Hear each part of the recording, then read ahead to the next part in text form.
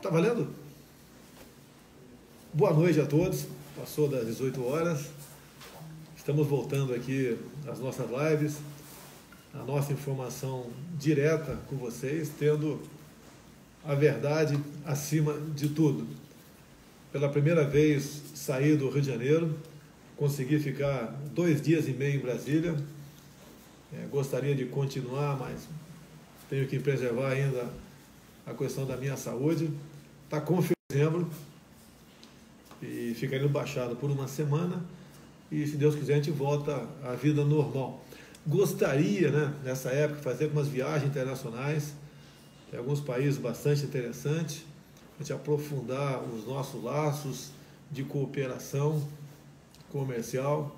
Já vimos tratando, mesmo lá atrás, antes das eleições, quando viajamos para outros países, a questão de fazermos acordos bilaterais. Você pode ver, a nossa biodiversidade na Amazônia vai ficar lá apenas deixando que alguns explorem de forma clandestina. Eu já estive na Amazônia algumas vezes. Eu lembro uma viagem que eu fiz com o Exército Brasileiro, o Projeto Calha Norte, na região do pelotão de fronteira Surucucu, pintou lá um branquelão 2 metros de altura, não era brasileiro, uma mochila nas costas, aquele telefone Globosat, talvez o contador Geja ali, e pesquisando, coletando dados, nossa biodiversidade. Por que não podemos fazer acordos para explorar nossa biodiversidade amazônica com alguns países, sem o viés ideológico, deixar bem claro. O que é sem viés ideológico? É sem viés ideológico. Não é como alguns da imprensa falaram que eu ia ter problema com a China. Não tenho problema nenhum com a China. Recebi, foi a semana passada, o embaixador da China, conversamos bastante, já recebi embaixadores dos Estados Unidos, de vários países do mundo todo, e vamos buscar aí o melhor para o nosso Brasil. E alguns países estão muito felizes com a nossa eleição, porque exatamente deixarão de fazer comércio com o Brasil com o viés ideológico. Nós queremos que os produtos do Brasil sejam colocados lá fora no melhor preço possível para nós. Temos falado, inclusive, em agregar valor, porque olha só, nós vivemos em grande parte o nosso comércio externo com os commodities. O que são os commodities? A questão dos minérios e produtos agrícolas, produtos do campo. O do campo, nós temos uma fronteira muito grande pela frente ainda, temos como buscar produtividade e outras coisas. Agora, a questão mineral vai acabar um dia. Não podemos, por exemplo, como fizemos há pouco, entregar o nióbio de Catalão para um país. Não pode, isso aí tem que ser nosso. Empresa para explorar tem que ser brasileira. E eu duvido que se empresário brasileiro tivesse confiança no seu presidente, não faria um negócio em Catalão. Como, por exemplo, Araxá. Ninguém quer rever nada, ninguém vai privatizar nada no Brasil, mas quando estive em Araxá, tem país que importa nióbio nosso e não sabe ainda, por falta de tecnologia, como utilizar. Então faz reserva estratégica. E o Brasil não está preocupado com isso. Vamos nos preocupar com isso, vamos buscar investir em pesquisa do nióbio, porque a Alemanha usa no chassi de automóvel. E países outros estão usando nas estruturas metálicas de prédio, porque ele é mais resistente e tem uma certa flexibilidade, então é mais resistente a abalos sísmicos. A China fez um gasoduto de 9 mil quilômetros há pouco tempo, usando em parte o nosso nióbio, que é mais ou menos o seguinte: cada tonelada de aço, aproximadamente 400 gramas de nióbio, resolveu o problema. Você, num tubo, por exemplo, você consegue, com a mesma bitola, ter uma vazão o dobro de que uma bitola feita de aço apenas, porque ele é mais resistente a rachaduras. Então temos uma infinidade de aplicação para o nióbio, não podemos continuar entregando, porque se só nós temos no momento 98%, vamos fazer com que agreguemos valores aí. Parece que falta espírito de patriotismo para muita gente aqui no Brasil. Por enquanto, deixo bem claro, não sou presidente da República. Fui a Brasília, fiz as visitas protocolares, visitei o presidente do Supremo Tribunal Federal, do STJ, o presidente da República, visitei os 3 comandantes militares, o ministro da Defesa, Semana que vem volta, uma semana curta, tem um feriado quinta-feira. Um dia vai ser para visita, outro vai ser lá no Banco do Brasil, onde estão fazendo a transição. E deixe bem claro, não sou o presidente da República. Estão botando na minha conta o reajuste do Judiciário. Estão botando na minha conta o reajuste do Judiciário. Como se tivesse poderes para impedir. Eu dei a minha opinião, que era inoportuno aquilo no momento, mas a decisão não é minha. A decisão agora está nas mãos do presidente Michel Temer, se vai sancionar ou vai vetar. Tá? E querem botar na minha conta para eu começar com problemas junto a instituições. Tá? Não, se eu fosse presidente, eu tomaria a decisão. Não sou, a decisão está nas mãos agora do senhor Michel Temer, como estava nas mãos do senhor Eunício Oliveira, a aprovação desse projeto, a votação desse projeto aí. Deixo bem claro, tá certo? Que o mercado vem reagindo favoravelmente após as nossas eleições. Tá? Vários empresários estão anunciando investimento no Brasil. Muitos falaram para mim, e vocês sabiam disso, que iam rever os seus planos estratégicos de investimento no Brasil. Porque no próprio plano de governo do PT tinha coisas absurdas ali, que não está de acordo com o livre mercado, com a liberdade de imprensa, com a liberdade do seu povo.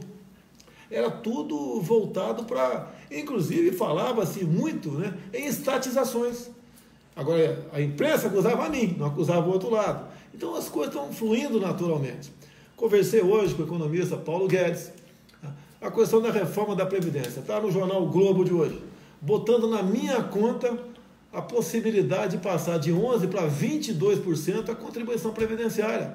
O que eu recebi em Brasília foram projetos, ou de iniciativa do Executivo, ou de iniciativa de parlamentar, para estudar o que a gente pode aproveitar ali para o ano que vem, e pelo que eu estou vendo, pouca coisa pode ser aproveitada, porque nós queremos uma reforma da Previdência, mas não podemos começar com a Previdência pública normal que está aí, do trabalhador, da iniciativa privada, aquele que paga, desconta uns 11% do INSS, não é por aí. Tem coisa errada? Tem. Tem que se rever alguma coisa? Tem, tá? Mas a pública é a mais deficitária. E o que eu tenho falado, né? Eu gostaria de até dar mais direitos para todo mundo. Quem não gosta de direito para todo mundo? Mas o Brasil, como está chegando no limite a questão orçamentária, que quase tudo é despesa obrigatória. E a questão previdenciária, a despesa tem subido assustadoramente. Não queremos nos transformar o que foi há pouco tempo, qual país? Fugiu? A Grécia. A Grécia foi há pouco tempo. Chegou um momento que tiveram que aplicar um desconto lá, linear, de 30% todo mundo, para o país não entrar em colapso. Não queremos isso. Agora, todos têm que entender que está complicada a questão da Previdência. É difícil você abrir um negócio no Brasil. É difícil abrir um negócio no Brasil. Eu até estava discutindo hoje, estava com a Carol Heller, entrevista com uma rádio lá dos Estados Unidos, voltada para brasileiros, obviamente, né? E ela falando sobre isso lá. Olha, aqui nos Estados Unidos, se você quiser trabalhar 10 horas, trabalha. Quer trabalhar 15, você trabalha. Quer trabalhar domingo e feriado, 20 horas você trabalha. Você vai receber de acordo com o seu trabalho. Agora, eu perguntei para ele, se alguém quiser fazer uma folguinha, passar sábado, domingo passeando, pode, mas não vai receber nada. Agora, aqui é o Brasil, o país dos direitos, tem direito para tudo, só não tem emprego. Já vão à esquerda falar, ele quer acabar com o direito trabalhista. Então, antes que vocês falem besteiras, pessoal da esquerda aí, alguns órgãos de imprensa também, dizer que os direitos trabalhistas estão lá no artigo 7º da Constituição, tem que estar cheio de direito lá. Só militar não tem direito ali. Tem uns 30 direitos, tá ok? Não tem como tirar, e eu não vou dar murro em ponta de faca, cláusula pétrea, tá? Mas é o país do direito, você tem tanto direito, e você não tem emprego. É muito simples. Aí, o que nós queremos, né? Conversando com a nossa equipe econômica, temos que destravar a economia, esse é o caminho, mas uma realidade, uma verdade tem que ser colocada para fora, tá certo? E o empresariado tem dito para mim, os empresários têm dito para mim, que ou se não pode continuar, né? Nós temos que decidir todos os direitos, desemprego ou menos direito de emprego. E não sei o que estou falando isso, vão botar na minha conta, mas é uma realidade. A vida de sindicalista no Brasil, como regra, tem uns bons sindicatos, sim, mas como regra, é muito boa. Fica lá engordando, acabou agora o desconto obrigatório para o sindicato, que era um dia de trabalho por ano cada trabalhador, isso não é mais obrigatório, complicou um pouco a vida deles, ok? Mas é muito fácil a vida de sindicalista, não, tá? Em grande parte, não são todos, repito, ficam lá apenas criticando. Olha, tá vendo? Você elegeram um cara que quer acabar com o direito trabalhista. Eu quero acabar com o desemprego. Agora, quem quer ser patrão no Brasil? Eu quero perguntar, quem quer ser patrão no Brasil hoje em dia? Ninguém quer. Ninguém quer. Eu até elogio aqui os empresários no Brasil, os comerciantes, os agricultores, pela coragem de investir no Brasil, que é muito mais fácil você pegar teu dinheiro, aplicar em alguma coisa. Bem, continuando aqui, o mercado reagindo. A crítica aqui, Estado de Israel, né? Muda a capital para Jerusalém ou não muda? Eu quero dizer o seguinte, teve um tal de Oswaldo Aranha, que em 1947, brasileiro, presidindo uma sessão da ONU, criou o Estado de Israel. Ok? Então, quem está contra Israel, critica Oswaldo Aranha. Eu não estou contra Israel. Eu estou favorável a Israel. Agora, a bronca, né? Suspender uma ida de empresários para o Egito porque o Bolsonaro falou não sei o quê. Ah, pelo amor de Deus, pô, pelo amor de Deus, vai dar bola para isso, poxa. Quem decide a capital de Israel é o Estado de Israel. O Brasil não mudou a capital do Rio para Brasília? Teve algum problema? É quem decide somos nós, pô. E vamos supor que o Brasil não tivesse negócio com Israel, negócio nenhum com Israel. Fosse a partir de agora, vamos abrir uma embaixada de Israel. Onde é que estaria? Em Tel Aviv ou Jerusalém? Ou seremos obrigados a botar onde certos países quisessem. Nós aqui no Brasil nos damos bem com todos, com todos. Não temos problemas com ninguém do mundo todo, com o mundo árabe, seja quem for. Nos damos bem com todo mundo, nós não queremos problema. Gostaria que esses problemas, outros que existem na região do Oriente Médio, fossem resolvidos há muito tempo. Queremos a paz. Agora, criar um cavalo de batalha, porque a capital vai sair de Tel Aviv, vai para Jerusalém, não vai. Pô, para com essa frescura, pô, para com essa frescura. Tá? Daí vem a imprensa, ele cria criando trapalhadas internacionais. Foi muito bem, estou sendo muito, conversa maravilhosa com todos os países, o pessoal tem visitado aqui em casa, tá?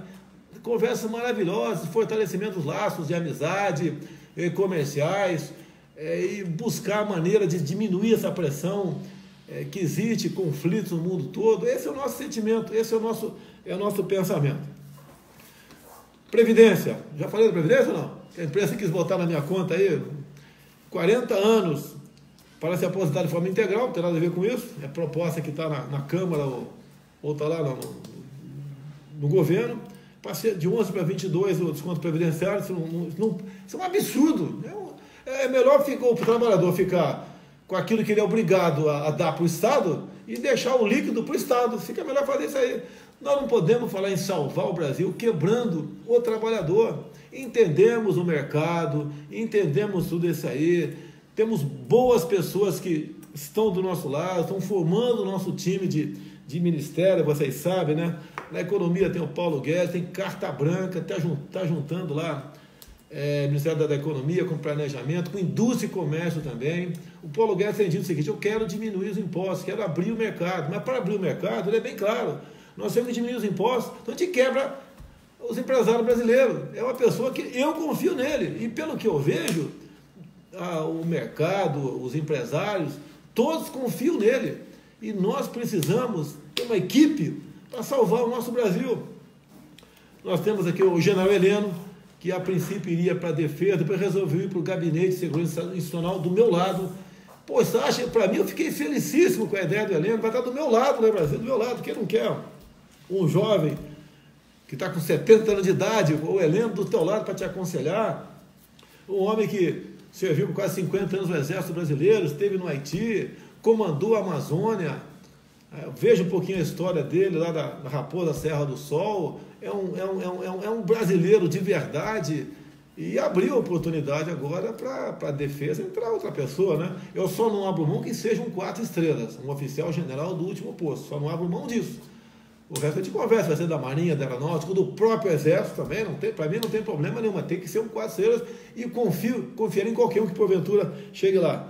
Temos aqui o nosso Marcos Pontes, coronel da Aeronáutica, fez a Academia da Força Aérea, mas, né, é um piloto de prova, formado pelo ITA, tá? Foi para o espaço, acho que, se não me engano, é o único astronauta do hemisfério sul, é motivo de orgulho para nós, estava na NASA, está se desligando da NASA agora, então é uma pessoa perfeitamente ligada com esse mundo, com as questões de futuro, tecnologia, pesquisa, inovação, a indústria de quarta geração, é a pessoa adequada. E outra coisa importante que eu vejo nele, tem iniciativa, já está conversando, fazendo conversações na questão da base de Alcântara. Como é que a gente pode se furtar de lançar satélite na base de Alcântara para outros países? Como é que pode? Há pouco tempo tinha um deputado do PT, Domingos Dutra, que lançou um projeto que eu apelidei de Bolsa Satélite.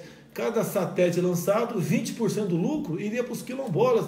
Vamos tratar com dignidade os quilombolas? Vamos. Mas dar 20% do lucro para eles, porque estão ali do lado, não tem cabimento isso aí. Não tem cabimento. O que nós queremos fazer?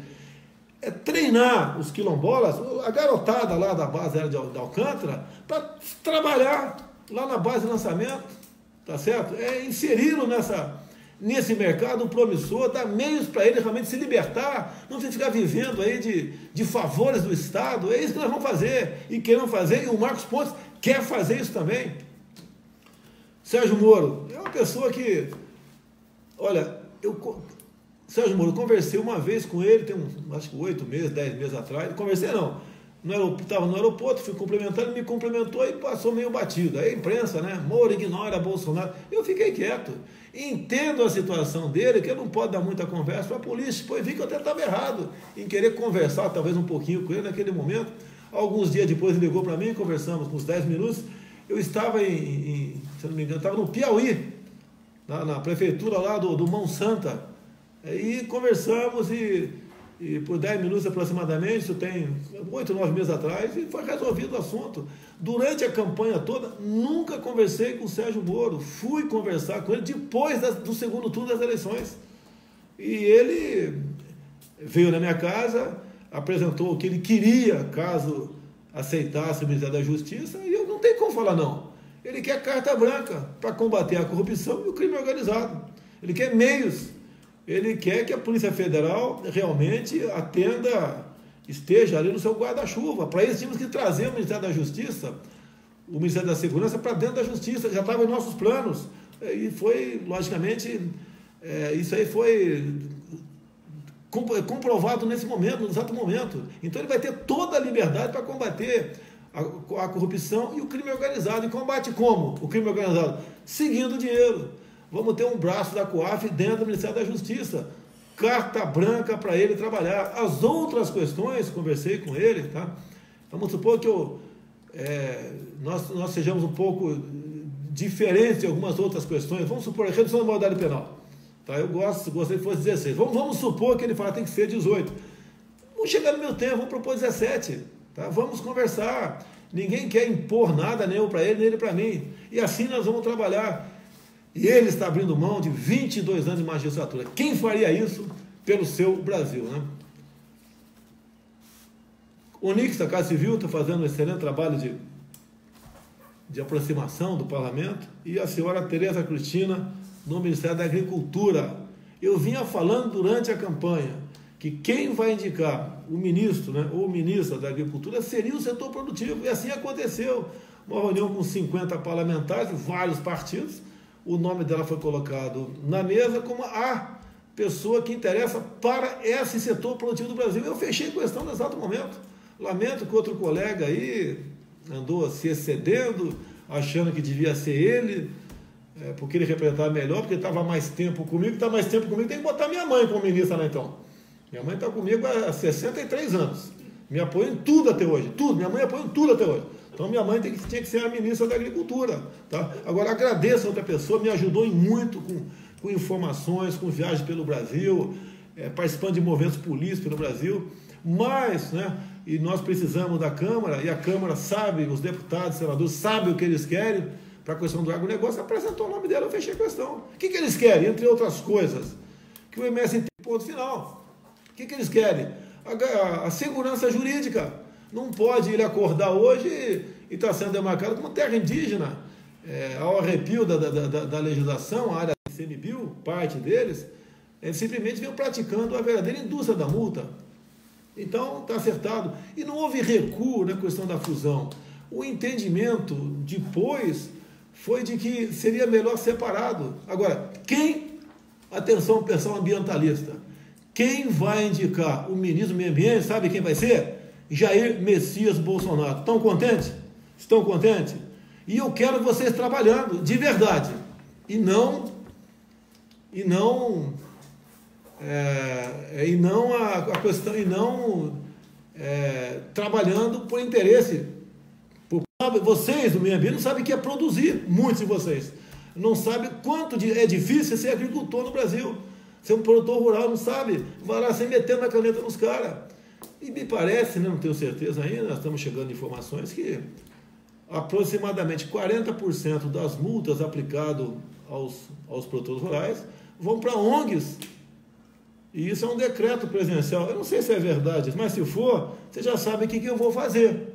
Sabe muito bem o que eu vou fazer. Tá? Não vai ter aquele ativismo.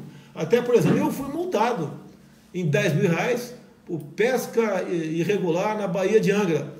Data, se não me engano, foi 12 de março de 2012. Mas que eu lembro perfeitamente, foi numa terça-feira, 12h20. Só que às 15h30, apareceu a primeira digital minha no painel de presença na Câmara. Então, eu não estava lá. Vim aqui no IBAMA do Rio, na superintendência, não teve jeito. Me mandaram para o Supremo Tribunal Federal, eu respondi por crime ambiental, ralei igual um cão. Se eu fui massacrado como deputado federal por um crime ambiental que eu não cometi, porque estão nos autos, a data e horário, nem se eu tivesse pego um foguete em Angra indo para Brasília, não dava tempo de eu botar o dedo no painel, naquele espaço de tempo. Imagina o produtor rural, que é obrigado, muitas vezes, a se submeter aos caprichos de alguns fiscais do IBAMA e ICMBio. Outra coisa, turismo. Não existe turismo no Brasil. Olha, vamos falar de Baía de Angra. Se a Baía de Angra estivesse nas mãos de uns espanhóis, por exemplo, que gostam de fazer turismo, estaria faturando bilhões de reais por ano, mas não pode por quê? Tudo lá, estação ecológica de Tamoios. E está abandonado. Eles estão querendo agora ampliar, né? Está faltando 3.000 fiscais no Brasil. Vocês estão de brincadeira. Eu estou achando que estão de brincadeira. Tá? E o que nós queremos é Baía de Angra e outros locais do Brasil, como a Barra do Ribeira, lá em Iguape, Cananéia, Ilha Comprida, entre outras regiões do Brasil. Não é demarcar como Parque Nacional, Estação Ecológica, seja lá o que for, unidade de conservação, e resolver o assunto. Não queremos isso. Nós queremos fazer o turismo nessa região, porque isso traz divisa para a gente. E o turismo nessa região, o que acontece ainda? Você preserva.